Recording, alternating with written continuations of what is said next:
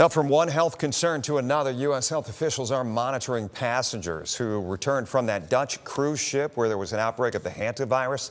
Officials with the World Health Organization confirming today that of the 8 suspected cases tied to the ship, 5 were infected with the Andes strain of the virus. Cell phone video taken on the ship shows the captain telling guests about the death of the first passenger, who they believed at the time died of natural causes. After this announcement, we were not isolated for what was to come. We were together during breakfast, lunch, and dinner.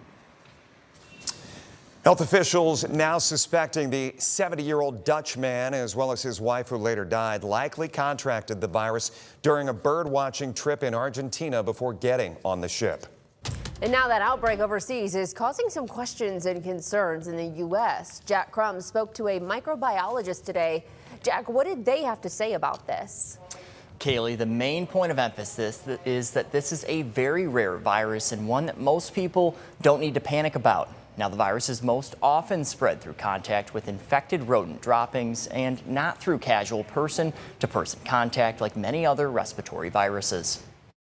When you hear the term viral outbreak, you might get a pandemic flashback to 2020 and perhaps even an urge to stockpile supplies. Obviously, people make the natural comparisons to COVID, right? Is that kind of an overreaction at this point? Yeah, it doesn't look like we have to worry about that sort of spread right now. This discussion comes as a cruise ship outbreak of hantavirus is being investigated by international health officials after multiple suspected and confirmed cases, including fatalities, were reported on board. They're still trying to determine, did they all just happen to pick it up at that stop? Was there some sort of mouse or rodents on the ship that they were in contact with? 2 of the people were husband and wife that were tested positive for it, so it's possible there could be transmission between them.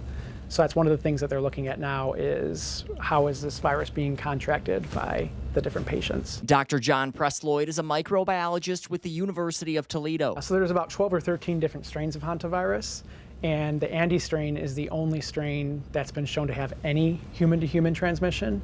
And even with that strain, it's very, very rare. It looks like you need extended direct contact. Hantavirus carries a roughly 40% fatality rate and can cause organ failure. But Presloid says there's currently no indication this will be a pandemic-type strain. It's very hard to get. Again, most 99.9% of cases are through direct contact with rodent saliva, rodent urine. I think last year there were only 40 cases in the United States. It's mostly out in the Southwest. It's very rare. Which means you can literally breathe easy. You need a lot of contact. It's not a COVID or a flu situation where if you're in the same room with somebody, you run the risk. It's not in the air from coughs and sneezes and stuff. You need a lot of direct saliva body contact.